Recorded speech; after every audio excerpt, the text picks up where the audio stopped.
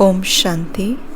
आज का वरदान है, साइलेंस के साधनों द्वारा माया को दूर से पहचान कर भगाने वाले माया जीत भव।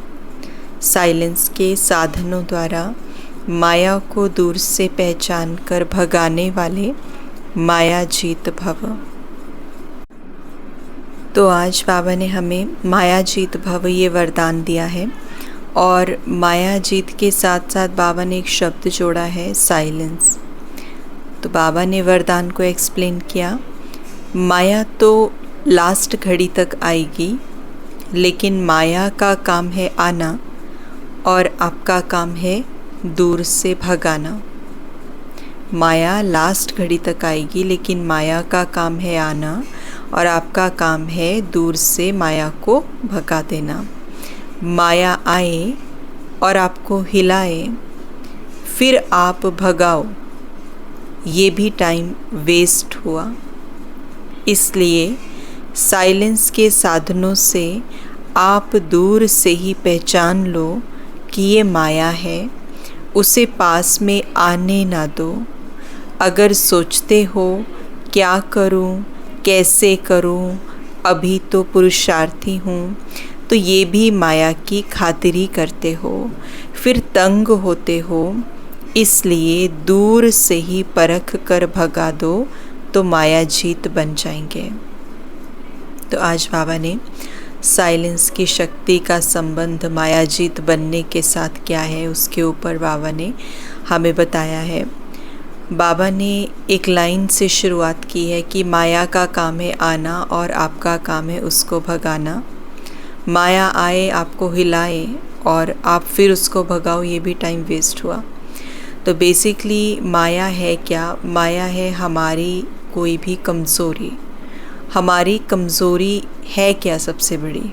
अगर हम इंडिविजुअली हर एक की कमज़ोरियों की या संस्कारों की बात छोड़ दें कि मेरा ये संस्कार मुझ पे हैवी हो जाता है, ये आदत मुझ पे हैवी हो जाती है, लेट्स लीव दिस, अगर हम इसको छोड़ देते हैं तो कॉमन सबकी हमारी कमज़ोरी क्या है जो हम पे हैवी हो जाती है, जिसकी वजह से वो संस्कार आ जाते हैं, वो सबसे बड़ी कमज़ोरी है देह अभिमान, बॉडी कॉन्शियसनेस।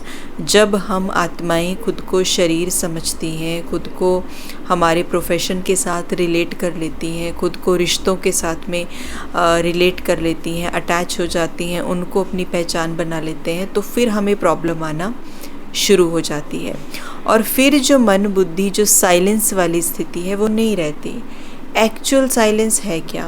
एक्चुअल साइलेंस है सेटिस्फैक्शन का। एक्चुअल साइलेंस है जब आत्मा कंटेंटमेंट में है, जब आत्मा भरपूर है, जब हम अपनी आत्मिक स्थिति में होते हैं कंप्लीटली। हम सब ने ये अनुभव किया होगा, जब हम आत्मा ओरिजिनल अपनी स्थिति में स्थित होते हैं तो हमारे मन के अंदर की स्थिति एकदम साइलेंस वाली होती है। और साइलेंस क्या? वो मुख का मौन नहीं, लेकिन साइलेंस माना आई एक्सेप्ट एवरीथिंग।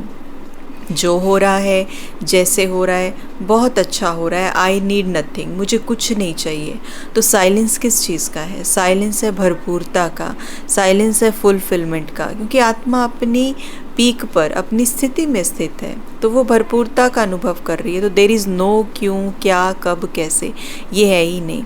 लेकिन द मोमेंट हम बॉडी कॉन्शियसनेस में आ गए तो क्यों क्या का प्रश्न आ जाता है और माया के अंदर फंस जाते हैं, या अपनी कमज़ोरियाँ इमर्ज हो जाती हैं, वो संस्कार इमर्ज हो जाते हैं।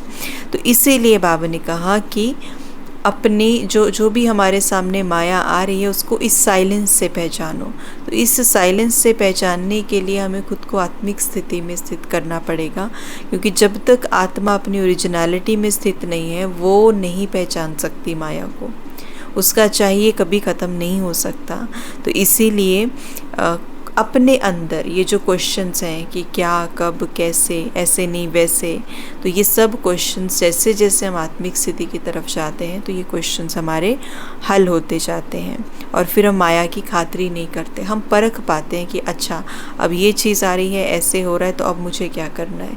तो हम पहले ही उस चीज़ को एनालाइज कर लेते हैं। इसीलिए बाबा ने आज कहा ना कि माया आए, आपको हिलाए और आप उसको भगाओ, this is also wastage of time.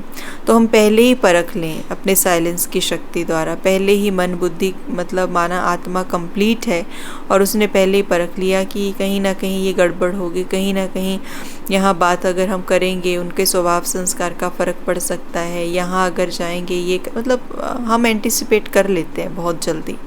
लेकिन मुश्किल होता है खुद को साइलेंस में रखना। अगर यही विधि पहले सीख ली हमने कि खुद को साइलेंस में रख लिया और अपने ओरिजिनल स्थिति में स्थित हो गए, then there is no challenge at all. कोई चैलेंज फिर है नहीं, चैलेंज बस ये है खुद को साइलेंस में रखना। स्लोगन बाबा ने दिया, श्रेष्ठ भाग्य की रेखाओं को इमर्ज करो तो पुराने संस्कारों की रेखाएं मर्ज हो जाएंगी।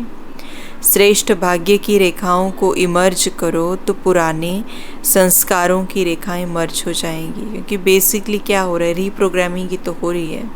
हम अपने आप को दोबारा से रीप्रोग्राम कर रहे हैं। तो अगर हम अपने प्राप्तियों की लिस्ट, अपने स्वमान की लिस्ट, बाबा से जो हमें प्राप्तियां मिली हैं वो सारा अगर हमारे सामने रहे और अपना भाग्य सामने रहे, पुराने जो संस्कार है, क्योंकि जो चिंतन चलेगा ना वैसी हमारी पर्सनालिटी बनेगी, वैसी हमारी वृत्ति बन जाएगी।